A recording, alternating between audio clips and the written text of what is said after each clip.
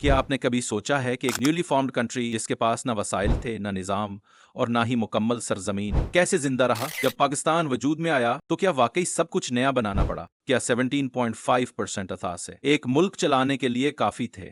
लाखों मुहाजिरीन खाली हाथ अजनबी जमीन पर, उनके लिए छत, खाना और शनाख्त कहाँ से आई?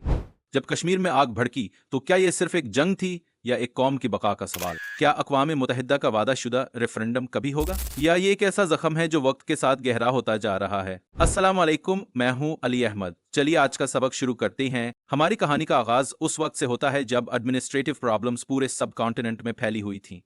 इंडिया ने एक फंक्शनल गवर्नमेंट और एक एस्टैब्लिश्ड एडमिनिस्ट्रेटिव सिस्टम बतौर विरासत हासिल किया, जबकि पाकिस्तान को हर चीज स्क्रैच से सेटअप करना पड़ी। पाकिस्तान के पास वो नेसेसरी एसेट्स मौजूद नहीं थी जो किसी भी न्यू गवर्नमेंट के लिए नागुज़ीर होती। यहाँ एसेट्स से मुराद वो वेल्थ और इंफ्रास्ट्रक्चर है जिसके जरिए किसी कंट्री के एडमिनिस्ट्रेटिव डिपार्टमेंट्स और इंस्टीट्यूशंस चलाए जाते हैं। ब्रिटिश इंडिया की एसेट्स को साइज और पॉपुलेशन के तनासब से तकसीम किया गया था। इस तकसीम के तहत पाकिस्तान को सिर्फ 17.5% टोटल एसेट्स मिले, यानी 17.5%। ये हिस्सा न सिर्फ कम था बल्कि नए मुल्क की एडमिनिस्ट्रेटिव जरूरियात पूरी करने और रेफ्यूजीज जैसे बड़े मसले को मैनेज करने के लिए भी नाकाफी साबित हुआ। उस मुश्किल सूरत हाल के पेश नज़र पाकिस्तान ने ब्रिटिश सिविल सर्वेंट्स और मिलिट्री ऑफिसर्स से मदद तलब की। ये लोग बहुत एक्सपीरियंस्ड और वेल वर्स्ड प्रोफेशनल्स थे जिन्हें एस्टैब्लिश्ड एडमिनिस्ट्रेटिव सिस्टम्स चलाने का भरपूर तजुर्बा हासिल था। इन ऑफिसर्स ने पाकिस्तानी ऑफिसर्स को ट्रेन करने के लिए कई मंथ्स तक अपनी सर्विसेज जारी रखी। 1947 में तश्कील दी गई कॉन्स्टिट्यूएंट असेंबली ने कॉन्स्टिट्यूशन बनाने का प्रोसेस शुरू किया। आप सोच रहे होंगे कि यह काम कितना पेचीदा था, और यकीनन यह आसान नहीं था। कॉन्स्टिट्यूएंट असेंबली ने दस्तूर यानी कॉन्स्टिट्यूशन बनाने पर काम शुरू किया, जिसका मतलब था कि उन्हें वो कवानीन और उसूल डिसाइड करना थे जो पाकिस्तान को हुकूमत देंगे।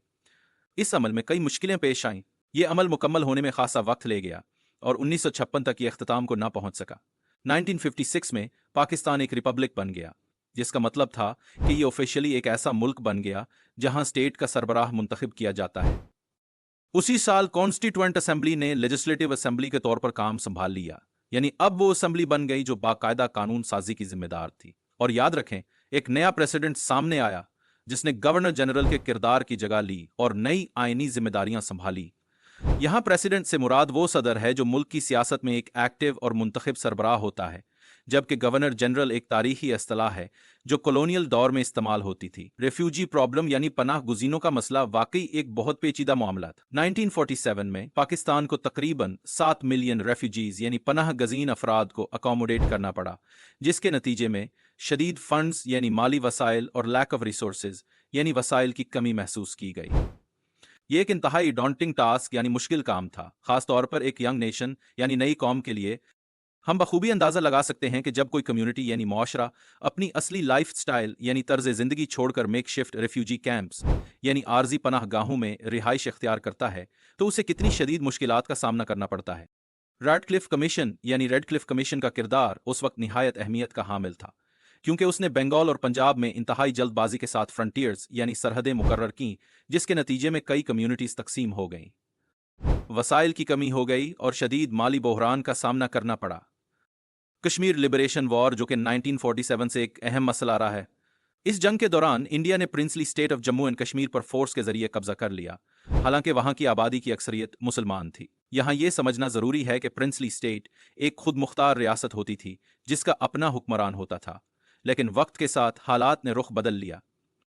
स्टेट के हुक्मरान महाराजा हारी सिंह ने अक्टूबर 1947 में इंडिया के साथ ज्वाइनिंग का फैसला किया, और यह फैसला उन्होंने मिलिट्री हेल्प के बदले में किया ताकि उनके खिलाफ किसी भी पॉसिबल रिएक्शन को रोका जा सके। इसी मौके पर इंडियन मिलिट्री ने उनकी मदद की, जिसके नतीजे में सूरत हाल में नुमाया तब्दीली आई।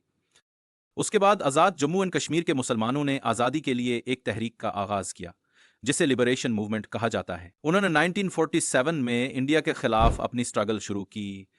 बिल्कुल इसी तरह उन्होंने अपने हकूक के लिए यकजहती से आवाज बुलंद की। इस जदोजहद के नतीजे में government of Azad Jammu and Kashmir का क़याम अमल में आया, जो कि 24 अक्टूबर 1947 को हुआ। ये लिबरेटेड एरिया तकरीबन 5000 स्क्वायर माइल्स पर मुश्तमिल था, जबकि पूरे रियासती इलाके की मजमूई पैमाइश 84,471 स्क्वायर माइल्स थी। इस लिहाज से अगरचे लिबरेटेड एरिया रकबे के एतबार से छोटा था, मगर उसकी हैसियत बहुत अहम और अलामती यानी सिंबॉलिक रही। उसके बाद ये सूरत हाल पाकिस्तान और इंडिया के दरमियान पहली जंग में तब्दील हो गई। जो कि तकरीबन 1949 के स्टार्ट तक जारी रही। इस अरसे में एक सीज फायर हुआ यानी जंग बंदी का आर्जी मुआहिदा, जिसके बाद यूनाइटेड नेशन ने मुदाखलत की और अप्रैल 1948 में रेजोल्यूशन 47 जारी किया। रेजोल्यूशन 47 एक निहायत अहम डॉक्यूमेंट था जिसका मकसद ये यकीनी बनाना था कि कश्मीर अपनी किस्मत का फैसला एक फ्री पब्लिक वोट के जरिए करे। लेकिन वो वोट नहीं लिया गया, जिसकी वजह से फैसला नहीं हो सका। हमने जिन टॉपिक्स पर बात की उनका खुलासा देखते हैं। हमारी कहानी मुख्तलिफ तारीखी मराहिल पर मबनी है।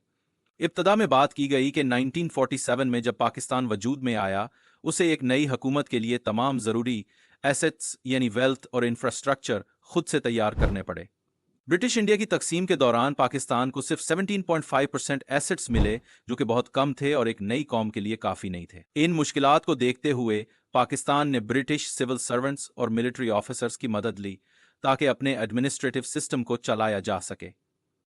इसके बाद 1947 में तश्कील दी गई कॉन्स्टिट्यूएंट असेंबली की कोशिशों का जिक्र है, जिसने मुल्क का आइन तैयार करने के अमल को शुरू किया, मगर यह काम काफ़ी पेचीदा था। 1956 तक कई मराहिल चलते रहे, जिसके बाद पाकिस्तान को रिपब्लिक का दर्जा मिला और एक नया प्रेसिडेंट सामने आया। मोर ओवर 1947 में लाखों रेफ्यूजीज यानी पनाह गजीनों के मसले पर भी जोर दिया गया कि कैसे लिमिटेड रिसोर्सेज के बावजूद उनको अकोमोडेट किया जा सके। रैडक्लिफ कमीशन की फौरी कोशिशों से सरहदें मुकर्रर हुईं, जिनसे मुआशरती तकसीम और मुश्किलात में इजाफा हुआ। आखिर में कश्मीर लिबरेशन वॉर का जिक्र है, जहां princely state of Jammu and Kashmir पर इंडिया ने कब्जा किया। महाराजा हारी सिंह की इंडिया के साथ यूनिटी और उसके बाद आज़ाद जम्मू एंड कश्मीर की तहरीक ने तारीख में अहम मोड़ पैदा किया। यूनाइटेड नेशंस की रेजोल्यूशन 47 के बावजूद कश्मीर का फैसला फ्री वोट से ना हो सका। अब हम क्विज की तरफ बढ़ते हैं और देखते हैं कि आज आपने क्या सीखा। क्वेश्चन 1, पाकिस्तान को असासों का कितना फीसद मुख्तस किया गया था? Answer option A 17.5%। Question 2, Pakistan ने इब्तदा में किस किस्म की मदद हासिल की थी? Answer option B British help. Question 3, 1947 में कश्मीर के साथ कौन सा वाकया जुड़ा हुआ है? Answer option A liberation war.